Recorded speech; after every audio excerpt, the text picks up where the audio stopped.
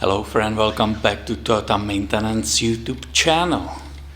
Today we have a new customer, new vehicle, 2005 Toyota Camry. Let's go look on the badges, what it is for the model. So it's a Toyota Camry LE V6. So this came today, new customer, and they say, hey, when the car sits for a day or two we cannot start it. This morning we had to jump the battery and then it actually started, so we need you to figure out what's up with it, if it's bad starter or the battery it's bad and so on. So if this happens to you and you don't remember the history of your battery, always try to come and check how old it is. Somebody actually scratched out the numbers, which is extremely awesome and unheard of. Nobody ever does it, but somebody did here. We are very lucky. So these are January, February, March, April. So it's a February, and they scratched 1 and 7. So I will assume it's a 2017. We have a February 2021. So that means the battery is 4 years old. And right there you get a hint. 4 years old battery might be actually ending its life cycle and it might be bad. So let's go jump it and bring it back in the shop. Here is my jumper unit, very simple. You always find some stable place and you hook it to the battery. I know you know how it's done, right? Minus to minus, plus to plus, apples to apples. Come on. I don't use it every day, as you can see, so I'm pretty lame. I don't have to push anything, it's automatically hooked. Let's see if we can start the car. It should work. Oh, yeah. And you heard how quickly it started, right? Because we have that battery pack supporting the battery. We already can see it's most likely not a problem with the starter and it will be old depleted battery, but we don't know why the battery is low. It might be also alternator. So let's bring her in and test the alternator. So I could drive with it the way it is carefully, but the way it runs, I believe if I disconnect it, it will run perfectly. So let's go to do that.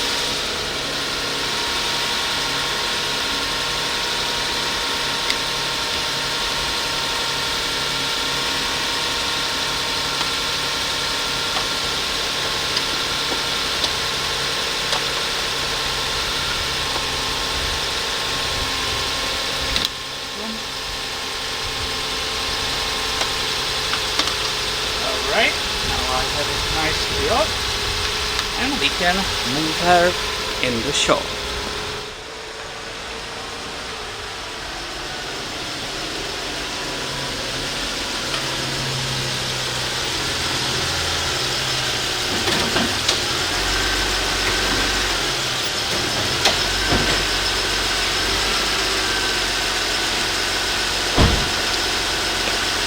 And I will be not switching off the engine because I want to have it running in order to test that alternator. Let's go and do that.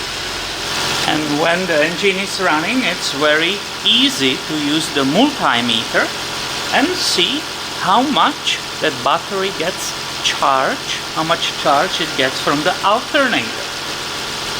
So I will expose the terminals and I will put it on the volts because we are going to measure voltage. So again, if this happens to you, you will know in the future what to do. Red is red, black is black.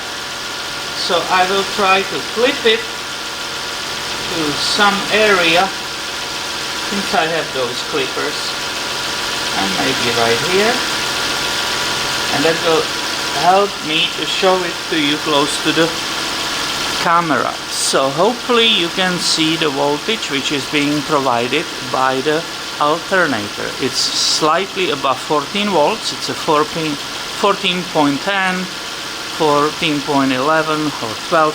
This is excellent. We know that our alternator works correctly, and the last step to confirm what's going on here, let's go and test the battery. Now you can bring your tester and test it when the battery is so-called in vehicle. I know the testing, it's more precise when you actually disconnect it from the vehicle. So I will use this 10 millimeter. You always start with removal of the negative, which is the black. So I removed the negative, pushed it away so it cannot jump back, and I will disconnect the positive terminal. And you guys know from different videos, I have that nice little tester, which I will bring, and we will see what's the shape of this battery. You remember that little tester from other videos? It's super cool. I have it for a long time. It works absolutely perfect. I never misdiagnosed anything using that. It's a topdon.us if you want to look on the website, or I believe it's on the Amazon. I don't mind promote this because it's excellent, and I believe it's pretty good on price. And here is the beauty how simple it is. So negative, which is black, to negative, red, positive to positive, and look, the tester goes immediately on. So it's showing me it has a 12.48 volts. I say okay, English, out of vehicle, right? So if it was still connected to the vehicle, there will be option in vehicle, but it's disconnected, so it's called out of vehicle. Before charge, yes, I didn't fully charge it somewhere on the charger, so it's before. Regular flooded, and you look, cold cranking amps CCA. If you look on the sticker right here, it says 750. No, that's a CCA. This one is always underneath that. It's pretty funny. It says 650. I'm just trying to get rid of the glare for you. So we will go 650. Now let's see what the tester will give us as a result. We are expecting that the battery is backed, correct? So I just pushed OK. And this is what we will get. State of health 29. State of charge 78%. 12.46 volts. It has available at this moment only 350 amps. Internal resistance, it's pretty high, 8.48 ohms. The result is clear. Replace the battery. Now how you replace your battery? It's held down in the place by this hold down strap. I believe both of them will be, this is a bolt 10 millimeter, is it? Oh yeah. And this is a nut 10 millimeter. There is oxidation on the rust, so I will recommend put some lube or this plaster to help that removal, but it depends how much rust you have. So we can start here, clutch, boom. This is a 10 millimeter. If it was more rusty, you better be careful with it so you don't break that little bolt immediately, but I knew it. This is okay. Magnet as usually, and here that strap. Start opening this. You can completely remove it, or there is a hook on the bottom which I will show you just in a second, is there. Normally it's very easy. Oh yeah, do you see that? Yep, you do. There is a hook, now it's against the white, and that holds it down. Now I'm ready to lift it. Hopefully I can. Ooh, this one's heavy, but we have the battery out. While I'm waiting for the new battery, there is a rare opportunity to clean this tray. It's always full of dirt underneath the batteries, so you either vacuum it or you just clean it for yourself or for this owner, put it back, and we are ready for the new battery. I got this new baby from my supplier, so I will carefully, without breaking my back, put it down there, and basically the installation is the reverse. I will wiggle there that hook, which was playing with me since I'm filming it, correct? This thread, it's working really good, so it's roughly in the place. For the future removal, you saw how rusty that little bolt is, so we will put the anti-seize on it, so when it happens again in the future, the technician will be able to replace it with ease, and there will be not stripped thread or anything. Using my soft clutch, I will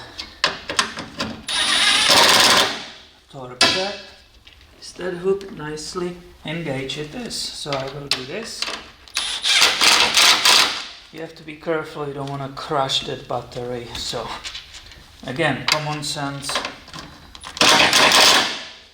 This is a soft clutch, so I'm not overdoing it.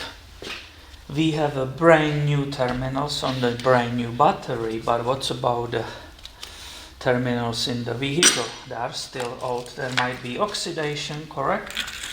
So you clean it with this brush. You can buy this again in every single aftermarket store. These things cost, what, $5 or something like that. Where is my 10 millimeter? Yeah, it's right here. You guys have to tell me. And you start, when you install the battery, you start with positive. It's the opposite of removal. So on installation, you first connect positive terminal. Again, here common sense, you don't want to crash it. Positive terminal, I can cover it already. That's a safety cover, so you don't shorten it by the tool to the frame, it will start sparking. Now I can remove the black one. And oh yeah, this definitely, this terminal, there's a bunch of oxidation. Not too much, but there is. So we will clean it for that perfect function. Put it back, and again, carefully, don't overdo it. I will recheck that it's all in the place, and we are ready to go and start it up. Hopefully it will work, and it wasn't starter, huh? I don't think I mentioned the mileage of this vehicle. Is the key inside? Oh yeah. So you will finally see it. If it all runs, I will have to redo the clock, because when you disconnect the battery, you lose all that info. Well, let's see here. So what it says, 132.94, that's the current mileage. As you can see, the clock started from 1, so I will change that for the owner. Cross fingers, so it will start. Oh yeah. Did you hear the difference? Actually, you didn't hear it. Me neither. Starts right up. Many times you better let it idle without touching anything. You have everything switch off, so the computer, after it was disconnected, can relearn quickly the conditions of the engine, and it will run perfectly and smoothly. So that was pretty easy, wasn't it? You might think, oh my god, it will be some horrible diagnosis, but this one was simple, yet we confirmed all the other items in the vehicle, and now we know it was really just the battery. I hope you enjoyed it, and be subscribed. I have way more coming your way soon. See you later, my friend.